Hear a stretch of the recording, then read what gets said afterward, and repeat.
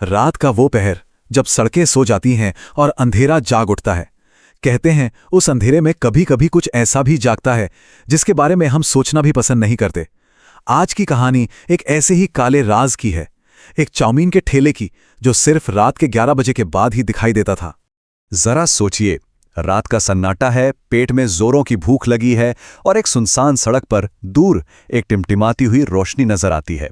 एक खाने का ठेला, राहत मिलती है ना? पर क्या हो अगर वो आपकी जिंदगी का आखिरी खाना साबित हो? सुनने में ये डरावना लगता है, लेकिन राहुल के लिए ये एक भयानक हकीकत बन गया।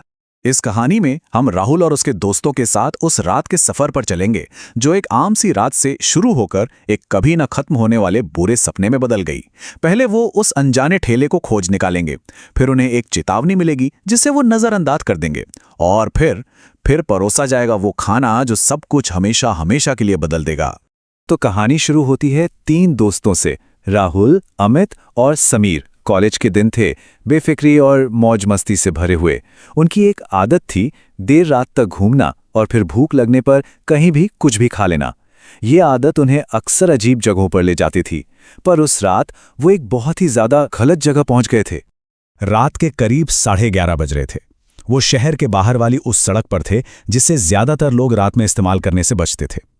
सड़क के दोनों तरफ इतने घने पेड़ थे कि ऐसा लगता था जैसे किसी काली सुरंग से गुजर रहे हों। बस गाड़ी की हेडलाइट्स ही अंधेरे को चीर रही थीं और दोस्तों के पेट में भूख की आग लगी हुई थी। मीलों तक कोई दुकान नहीं, कोई ढाबा नहीं, सिर्फ सन्नाटा। और तभी दूर उन्हें एक अकेली टिमटिमाती हुई लालटेन की लौ दिखाई दी। जैसे ही गाड़ी पास पहुंची, उन्होंने देखा कि वो एक छोटा सा पुराना चाउमीन का ठेला था। देखने में ऐसा लग रहा था जैसे सालों से वहीं खड़ा हो। उस पर एक बोर्ड टंगा था जिस पर लिखा था स्वादिष्ट चाउमीन।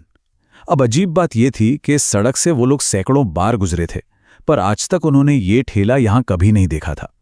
और उससे भी ज्यादा अजीब थी वहां की खामोशी। कोई ग्राहक नहीं, चाउमीन बनाने की छन छन की कोई आवाज नहीं, बस वो लालटेन की कांपती हुई लौ थी जो डरावनी परछाइयां बना रही थी। कहते हैं भूख के आगे सब कुछ छोटा लगता है, पर कभी कभी दिल के किसी कोने से एक हल्की सी आवाज हमें आने वाले खतरे से आगाह करती है। दोस्तों के जोर देने पर राहुल गाड़ी से उतर तो गया, लेकिन उसके कदम भारी थे। हवा में कुछ था, कुछ ऐसा जो उसे बेचैन कर रहा था। उसे लग रहा था कि कुछ बहुत गलत होने वाला है। ठेले के पीछे एक औरत खड़ी थी। उसका चेहरा दुपट्टे से आधा ढका हुआ था। अंधेरे में भी लालटेन की उस हल्की रोशनी में उसकी आंखें अजीब तरह से चमक रही थीं, जैसे किसी शिकारी जानवर की हों। और वो बिना पलक झपकाए बस उन्हें घूर रही थी। जब अमित ने ऑर्डर के लिए आवाज लगाई तो उसने बहुत धीरे से एक फुसफुसाहट में जवाब दिया। उसकी आवाज इतनी सूखी और खुरदुरी थी जैसे कोई कांच पर रेत रगड़ रहा हो। राहुल का डर अब बढ़ता जा रहा था। उसने अपने दोस्तों से कहा, भाई छोड़ना, ये जगह ठीक नहीं लग रही, चलो कहीं और चलते हैं। लेकिन अमित और समीर भूख से इतने बेहाल थे कि उन्होंने उसकी बात को हंसी में उड़ा दिया। डरपोक कहीं का, अमित ने मजाक उड़ाते हुए कहा, तुझे चाउमीन की खुशबू से डर लग रहा है क्या? और ये कहकर वो दोनों ठेले की तरफ बढ़ गए। शायद ये उनकी सबसे बड़ी गलती थी। जैसे ही अमित ने 3 प्लेट चाउमीन का ऑर्डर दिया, कुछ ऐसा हुआ जिसने राहुल के होश उड़ा दिए। वो औरत अपनी जगह पर एक पत्थर की मूर्ति की तरह खड़ी रही। फिर नूडल्स निकालने के लिए उसका हाथ किसी रबर की तरह खिंचने लगा, और लंबा होता गया, और बिना एक कदम भी हिले उसने 2 फुट दूर रखे डब्बे से नूडल्स निकाल लिए। अमित और समीर तो अपने फोन में लगे थे, उन्होंने कुछ नहीं देखा। ये डरावना मंजर सिर्फ राहुल ने देखा था, और उसका दिल किसी हथौड़े की तरह उसके सीने पर बजने लगा। कुछ ही मिनटों में 3 प्लेट चाउमीन उनके सामने रखी थी। गर्मागर्म भाप उठ रही थी, मसाले की खुशबू बहुत तेज थी, इतनी तेज कि नाक में चुभ रही थी। लेकिन उस तेज खुशबू के नीचे एक और महक दबी हुई थी, कुछ ऐसा जो सिर्फ राहुल की नाक महसूस कर पा रही थी। एक ऐसी गंध जो किसी अच्छी चीज की तो बिल्कुल नहीं हो सकती थी। देखने में चाउमीन बहुत स्वादिष्ट लग रही थी, पर तेज मसालों के पर्दे के पीछे से एक बहुत ही हल्की सड़ी हुई सी महक आ रही थी। राहुल ने हिम्मत करके पूछ ही लिया, इसमें कुछ अजीब महक नहीं आ रही? अमित ने हंसते हुए कहा, अरे भूख से तेरा दिमाग खराब हो गया, सॉस की महक है। और ये कहकर उसने और समीर ने खाना शुरू कर दिया। राहुल ने अपनी प्लेट को छुआ तक नहीं, उसका दिल उसे बार बार चीख कर कह रहा था, मत खाओ। और फिर जो हुआ वो धीरे धीरे शुरू हुआ। पहला निवाला अमित और समीर ने बड़े मजे से खाया। वाह क्या टेस्ट है, समीर बोला, लेकिन दूसरे निवाले के साथ ही उनके चबाने की रफ्तार धीमी पड़ गई। उनके चेहरे के भाव बदलने लगे और तीसरा निवाला, वो मुंह तक ले जाकर ही रुक गए, एकदम शांत, जैसे वो पत्थर के बन गए हों। जो दोस्त कुछ पल पहले हंस रहे थे, मजाक कर रहे थे, अब उनकी आंखें बिल्कुल खाली और बेजान थी। वो बस सामने घूर रहे थे, जैसे उनके अंदर कोई रूह ही न बची हो। वो जिंदा नहीं, बस सांस लेते हुए खोखले शरीर लग रहे थे। और तभी राहुल ने कुछ ऐसा देखा जिससे उसकी चीख निकल गई। अमित की आंख से आंसू की जगह खून की एक बूंद धीरे से लुढ़ककर उसके गाल पर आ गई। राहुल अपनी कुर्सी से उछलकर पीछे हट गया। उसके दोस्त अब उसके दोस्त नहीं थे, वो किसी और चीज में तब्दील हो चुके थे। और तभी उस औरत के गले से एक आवाज निकली, एक ऐसी आवाज जिसने रात के उस सन्नाटे को चीर कर रख दिया। वो हंसी इंसानी नहीं थी, वो एक ऐसी खौफनाक आवाज थी जिसमें हड्डियों के टूटने और एक तीखी चीख का शोर मिला हुआ था। हंसते हंसते उसका शरीर अजीब तरह से मुड़ने लगा, जैसे उसके अंदर की सारी हड्डियां एक साथ टूट रही हों। राहुल की आंखें डर से फटी रह गईं, क्योंकि वो अपनी आंखों के सामने उस औरत को बदलते हुए देख रहा था। राहुल की आंखों के सामने ही उसकी चमड़ी खिंचकर स्लेटी रंग की होने लगी। उसकी चमकती हुई आंखें दो काले गहरे गड्ढों में बदल गईं।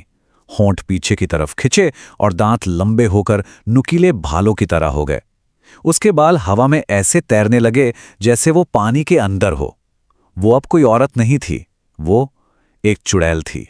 वो अपनी भयानक आवाज में चिल्लाई, ये मेरा खाना है, जो भी इसे खाता है वो मेरा हो जाता है, हमेशा के लिए।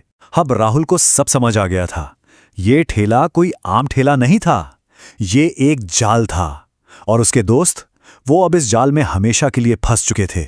राहुल के दिमाग में अब सिर्फ एक ही ख्याल था, भागो। उसने अपने दोस्तों को देखा जो अब बेजान आंखों से उस चुड़ैल के पीछे चलने लगे थे, जैसे कोई कठपुतलियों को उनकी डोर से खींच रहा हो। राहुल पलटा और अपनी जिंदगी की सबसे तेज दौड़ लगाई। वो अपनी गाड़ी की तरफ भागा, लेकिन पीछे से उसे एक अजीब सी खरोंच की आवाज सुनाई दी।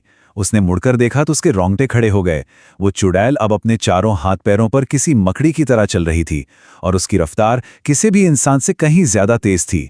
कांपते हाथों से राहुल ने अपनी जेब से चाबी निकालने की कोशिश की। चाबी जमीन पर गिर गई। वो चीख पड़ा, चाबी उठाई और किसी तरह कांपते हाथों से गाड़ी का दरवाजा खोला। उसने गाड़ी स्टार्ट की और पूरी ताकत से एक्सेलरेटर दबा दिया। गाड़ी चीखती हुई आगे बढ़ी। उसने एक पल के लिए रियर व्यू मिरर में देखने की हिम्मत की, और जो उसने देखा वो तस्वीर हमेशा के लिए उसके जहन में कैद हो गई। वो चुड़ैल सड़क के बीचों बीच खड़ी थी।